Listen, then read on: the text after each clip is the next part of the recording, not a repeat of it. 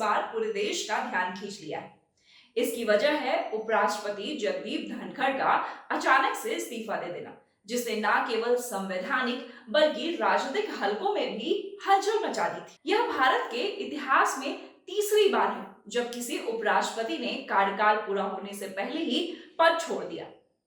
धनखड़ से पहले केवल 2 बार ही ऐसा हुआ था। पहली बार 1969 में वीवी गिरी और दूसरी बार 1984 में आर वेंकटरमन राष्ट्रपति चुनाव लड़ने के लिए इस्तीफा दिया था। अब तीसरी बार यह मौका आया है जिससे उपराष्ट्रपति चुनाव 2025 ऐतिहासिक और बेहद खास बन गया है। इनमें 2 दिग्गज उम्मीदवार जो मैदान में उतरे हैं उनमें एनडीए की तरफ से सीपी राधाकृष्णन है, जो महाराष्ट्र के मौजूदा राज्यपाल हैं, पूर्व सांसद रहे हैं और लंबे समय से भाजपा आरएसएस से जुड़े नेता हैं। तो वहीं इंडिया गठबंधन की तरफ से न्यायमूर्ति जो कि सेनानिवृत्त वी सुदर्शन रेड्डी सामने आए हैं। यह पूर्व जज और गोवा के लोकायुक्त थे। दोनों उम्मीदवार अपने अपने क्षेत्र में मजबूत पहचान रखते हैं। एक ओर राजनीति और संगठन का लंबा अनुभव है, तो दूसरी ओर न्यायपालिका का साफ सुथरा चेहरा है। अब हम आपको बताते हैं कि उपराष्ट्रपति कैसे चुने जाते हैं। इसका चुनाव संविधान के अनुच्छेद 66 के तहत होता है। निर्वाचक मंडल में लोकसभा और राज्यसभा इन दोनों के निर्वाचित मनोनीत सदस्य शामिल होते हैं। राज्य विधानसभाओं की कोई भूमिका इसमें नहीं होती। यह चुनाव गुप्त मतदान से होता है और इसमें एकल संक्रमणीय प्रणाली यानी सिंगल ट्रांसफरेबल वोट सिस्टम अपनाई जाती है। संसद अपनी प्राथमिकता के अनुसार उम्मीदवारों को क्रम देते हैं, 1, 2, 3 अथवा जीतने के लिए कुल वैध मतों का 50% प्लस 1 साधारण मत जरूरी होता है। इस बार कुल 782 सांसद वोट डालेंगे और किसी भी उम्मीदवार को कम से कम 392 वोट चाहिए। अब हम आपको इस चुनाव की टाइमलाइन बताते हैं जो आपके स्क्रीन पर भी दिखाई जा रही है। इसकी अधिसूचना 7 अगस्त 2025 को आई। नामांकन की अंतिम तिथि 21 अगस्त 2025। नामांकन पत्रों की जांच 23 अगस्त 2025 तक हो जानी है। नाम वापस लेने की आखिरी तारीख 26 अगस्त 2025 रखी गई थी। चुनाव के लिए मतदान और परिणाम 9 सितंबर 2025 को ही होगा, यानी 9 सितंबर को देश को अपना नया उपराष्ट्रपति मिल जाएगा। राजनीतिक समीकरणों की बात करें तो यह जानते हैं कि इस चुनाव में आखिर किसका पलड़ा भारी है। अब असली सवाल ये है कि किसकी जीत तय है। इसका जवाब संख्या बल से मिलता है। कुल सांसद 782 हैं। जीत के लिए जरूरी है 392 वोट्स।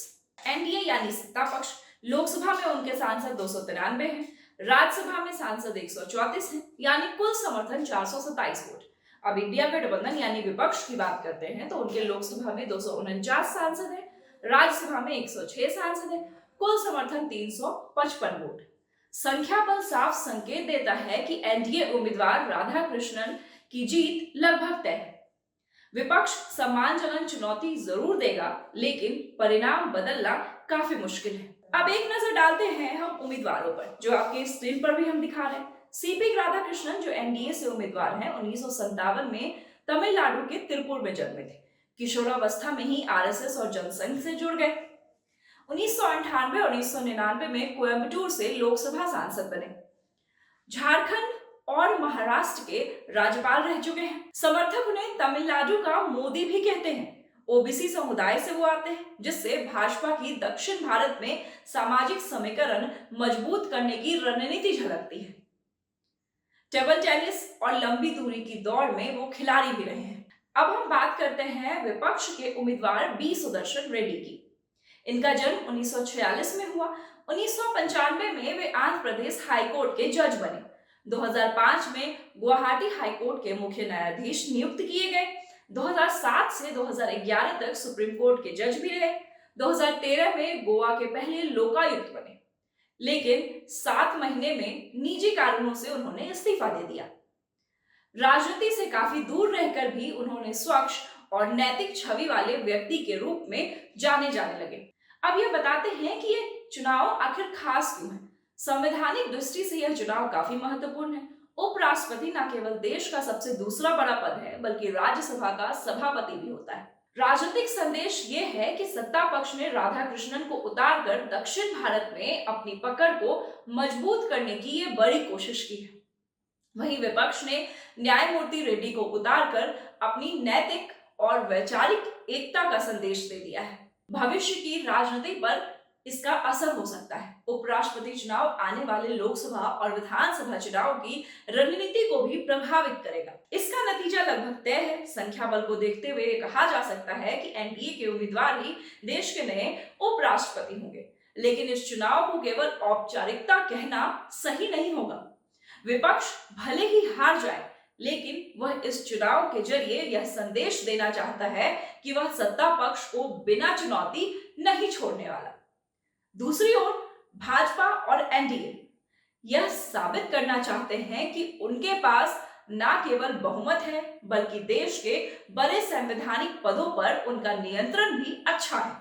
अंततः यह चुनाव हमें यह याद दिलाता है कि लोकतंत्र में हर संवैधानिक प्रक्रिया राजनीति और जनमत दोनों का प्रतिबिंब होती है। 9 सितंबर को जब नतीजे आएंगे तो यह सिर्फ एक उपराष्ट्रपति का चुनाव नहीं होगा, बल्कि भारतीय राजनीति में सत्ता और विपक्ष के संतुलन का एक नया अध्याय भी लिखेगा। आपको क्या लगता है? एनडीए और इंडिया अलायंस दोनों ने अपने उम्मीदवार क्या सोचकर उतारे हैं? इसके पीछे क्या रणनीति है? हमें अपनी राय कमेंट्स में जरूर बताएं। आप देख रहे थे नवचेतना टाइम्स और आपके साथ मैं हूं नेहा सिंह।